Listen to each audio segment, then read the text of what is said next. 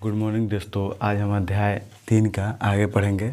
बहुभुज का विकर्ण यानी बहुभुज का विकर्ण क्या है, कैसे बहुभुज का विकर्ण को खींचिएगा।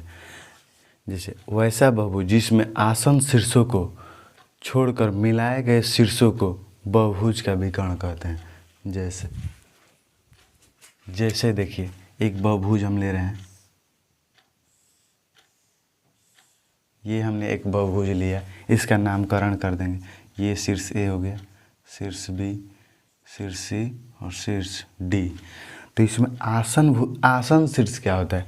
मान लीजिए ये शीर्ष है, इसके आसन शीर्ष क्या हो जाएंगे? आसन शीर्ष माने आसपास के शीर्ष।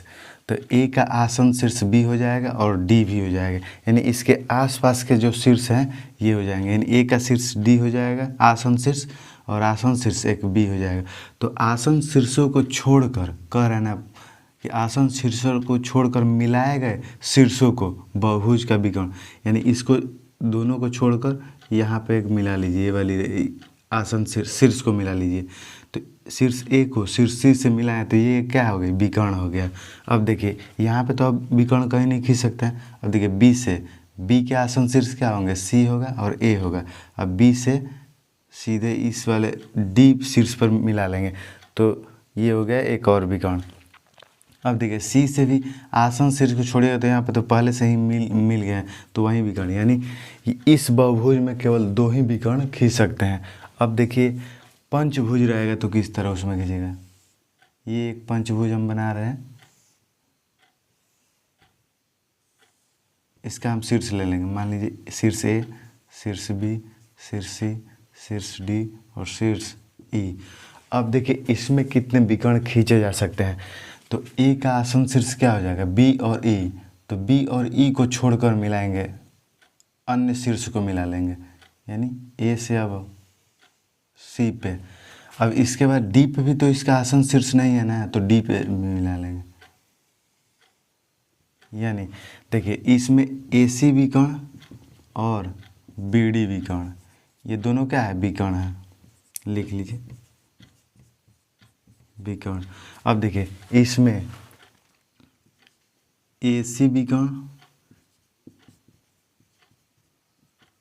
ए सी विकर्ण और ए डी विकर्ण। अब देखिए अब तो शीर्ष ए से आप विकर्ण नहीं खींच सकते हैं, तो अब आगे बढ़ेंगे बी से। देखिए बी से, बी के आसन शीर्ष क्या हो जाएंगे? ए और सी।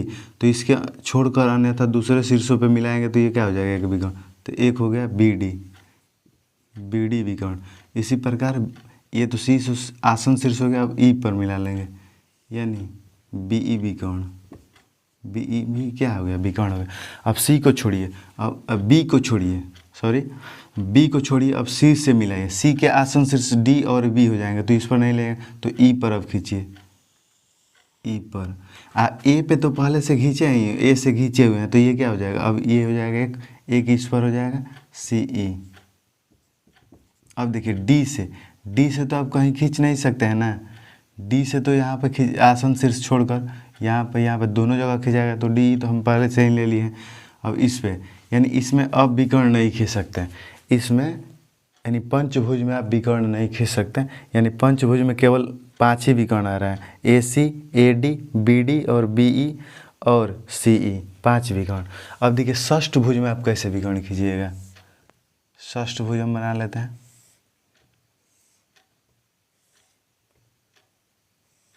ये हो गया आपका षष्ठभुज। नाम रख लीजिए A B C D E F.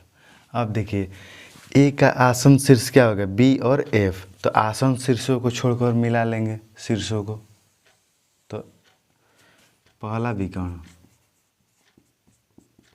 क्या हो जाएगा? ए सी, ए सी। उसके बाद ए से डी को भी मिला लीजिए, ए डी। अब देखिए ए से ई को भी मिला सकते हैं, क्योंकि ये आसन शीर्ष इसका नहीं है, तो ए ई। अब तो शीर्ष ए से आप विकर्ण नहीं खींच सकते, केवल 3 ही विकर्ण। अब बी पर आ जाइए, तो बी के आसन शीर्ष सी और ए हैं, इसको छोड़कर दूसरा शीर्ष से मिला लीजिए। तो पहले हम बी से एफ को मिला लेते हैं, यानी बी एफ एक विकर्ण हो गया। अब यहाँ से बी से ई को मिला लेते हैं, यानी बी ई भी क्या हो गया, विकर्ण आ गया। अब बी से डी को मिला लेते हैं, तो बी से डी को मिला लेते हैं तो बी डी विकर्ण आ गया।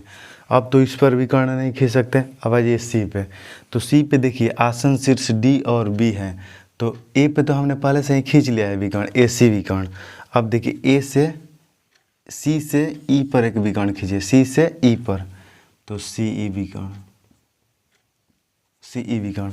अब देखिए सी ई विकर्ण हो गया। अब सी से एफ पे भी तो खींचे, ये आसन भुजा नहीं है, आसन शीर्ष नहीं है, तो ये क्या हो गया, C F, C F, C F विकर्ण। अब सी से तो कहीं विकर्ण खींच नहीं सकते हैं, क्योंकि ए पे पहले से ई पे भी खींच लिया। अब डी पे देखिए, डी पे बी पे खींचिए लिया है, अब डी से ए पे खींच लिया, डी से एफ नहीं खींचा, यानी डी से अब एफ विकर्ण खींच लीजिए, डी एफ विकर्ण।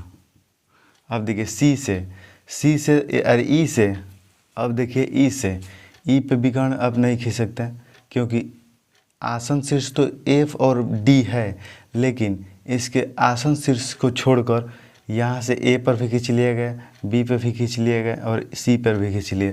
इस तरह आप षष्ठभुज में आप कितने विकर्ण, 1 2 3 4 5 6 7 8 9, यानी षष्ठभुज में आप 9 विकर्ण खींच सकते हैं, और पंचभुज में 5 विकर्ण, और चतुर्भुज में आप 2 विकर्ण खींच सकते हैं। देखिए दोस्तों, अब आगे हम पढ़ेंगे बहुभुज का अभ्यंतर और बहिर्भाग क्या होता है।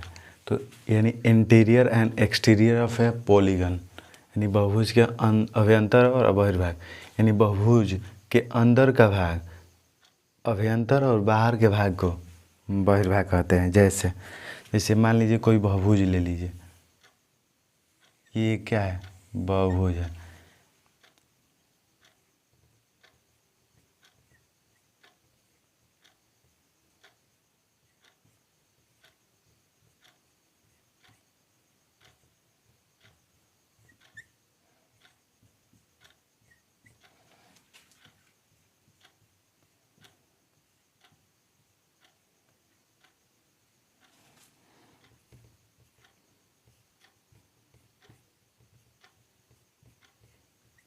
देखिए जैसे ये भी एक बहुभुज है, इसके अंदर वाले भाग, यानी अंदर कितने ये पुतले हैं, 1 2 3 4 5 पुतले हैं ना, तो इसके अभ्यंतर भाग में कितने पुतले हैं, 5।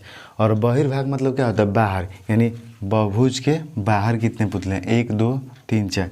यानी आपको यही समझना है केवल कि जो अंदर होंगे बहुभुज के अंदर होंगे वह अभ्यंतर कहलाएंगे, और जो बहुभुज के बाहर होंगे उसे बहिर्भाग कहेंगे। ये दोस्तों अब हम पढ़ेंगे बहुभुज के प्रकार। पहला प्रकार में देखिए उत्तल बहुभुज क्या है, यानी ऐसा बहुभुज जिसमें प्रत्येक अंतःकोणों की मान 180 डिग्री से कम हो। यानी प्रत्येक, मान लीजिए अंतःकोण, कोण देखिए सबसे पहले 180 डिग्री का कोण कैसे बनाया जाता है। तो मान लीजिए कोई एक रेखा ले लीजिए, ये क्या होगी, रेखा होगी। अब इसके इस वाले नोक पर, यानी मान लीजिए ये क्या है, इसका बिंदु है, ए बिंदु है, ठीक है। यहाँ पे प्रकार रखिएगा, प्रकार का नोकीले भाग, और यहाँ पर कलम जो उसमें रखी रहेगी उसको एक बार इस तरह खींच लीजिए। तो इस तरह खींच कर लाइएगा, इस तरह खींच लीजिए। मान लीजिए अब जितना चाप लिए हैं उतना चाप इधर काटिएगा, 3 बार काटिएगा ना, तो एक दूसरे का आकर ये यहाँ पे तीसरा बार, पहला बार इस पर करेगा, दूसरा बार इसमें, और तीसरा बार आकर यहाँ पर काट देगा। यानी ये क्या होगी, ये पहला 60 डिग्री का कोण बनाएगा, दूसरे पे 120 और तीसरे पे 180 डिग्री का कोण बनाएगा। यानी ऐसा बहुभुज जिसमें अंतःकोण, जिसमें प्रत्येक अंतःकोण 180 डिग्री से कम होगा। तो देखिए ये भी क्या है, 180 डिग्री से कम है, ये भी क्या है, 180 डिग्री से कम है, ये भी क्या है, 180 डिग्री से कम है, ये भी 180 डिग्री से कम है। तो ये क्या हो गया, उत्तल बहुभुज हो गया। देखिए आगे अवतल बहुभुज, यानी ऐसा बहुभुज जिसमें एक अंतःकोण 80 डिग्री से 180 डिग्री से ज़्यादा हो, उसे अवतल बहुभुज कहते हैं। जैसे देखिए इस वाले अंतःकोण पर ये 180 डिग्री से ज़्यादा है, इसलिए क्या हो जाएगा, ये हो जाएगा अवतल बहुभुज।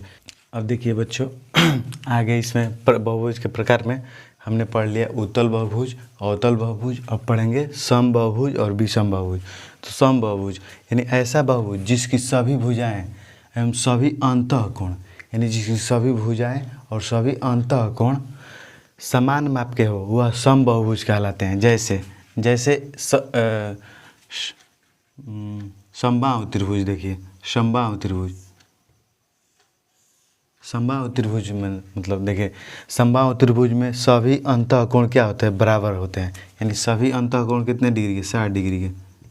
समबाहु त्रिभुज में अंतःकोण 60 डिग्री के होते हैं और इसकी भुजा जो होती है सभी बराबर होती है। तो ये क्या हो गया, एक समबाहुभुज हो गया। यानी समबाहु त्रिभुज क्या हो गया, एक समबाहुभुज हो गया। यानी इसके अंतःकोण सभी क्या होते हैं, समान होते हैं। यानी ये 60 डिग्री, ये 60 डिग्री, ये 60 डिग्री, यानी अंतःकोण क्या है, समान है। और इसकी भुजा भी समान होती है। ये 2 सेंटीमीटर है तो ये भी 2 सेंटीमीटर हो गया, ये भी 2 सेंटीमीटर हो गया। अब देखिए आगे इसके बाद एक वर्ग होता है। वर्ग यानी जिसकी सभी भुजाएं समान हो और इसके अंतःकोण जो होता है समान होता है। यानी इसका अंतःकोण 90 डिग्री का होता है, सभी 90 डिग्री का हो जाएगा। सभी क्या हो जाएगा, एक समकोण होगा, इसका अंतःकोण समान हो। यानी कह रहा है कि ऐसा बहुभुज जिसकी सभी भुजाएं एवं अंतःकोण समान होते हैं। यानी भुजा भी क्या है, समान है और अंतःकोण भी क्या है, समान है। तो ये क्या हो जाएगा, समबाहुभुज।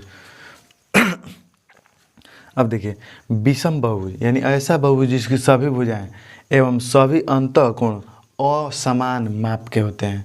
जैसे देखिए जैसे मान लीजिए एक है समानांतर चतुर्भुज, ठीक है। समानांतर चतुर्भुज में क्या होती है, आमने सामने की समानांतर चतुर्भुज में आमने सामने की भुजा तो समान होती है, लेकिन ये तो भुजा समान हो जाएगी। मान लीजिए ए बी सी डी, ये एक समानांतर चतुर्भुज है, ठीक है। इसकी आमने सामने की भुजा समान होती है, लेकिन ये भी भुजा क्या होती है, समान होगी। मान लीजिए 3 सेंटीमीटर होगा ना, तो ये 2 सेंटीमीटर हो गए, यानी भुजा क्या होगी, अलग होगी। और इसका कोण भी क्या होता है, ये 90 डिग्री से ज़्यादा होगा, 90 डिग्री प्लस होगा, ये 90 डिग्री से कम होगा, यानी 90 डिग्री माइनस होगा। तो इसका भुजा भी क्या है, असमान है और इसका अंतःकोण भी क्या है, यानी अंदर का कोण भी क्या है, असमान। ये 90 डिग्री से कम हो जा रहा है, ये 90 डिग्री से ज़्यादा हो जा रहा है। तो क्या हो जाएगा, ये विषम बहुभुज। आज के लिए इतना ही। अगर वीडियो आपको पसंद आ रही है तो लाइक कीजिए और चैनल को सब्सक्राइब कीजिए। जय हिंद।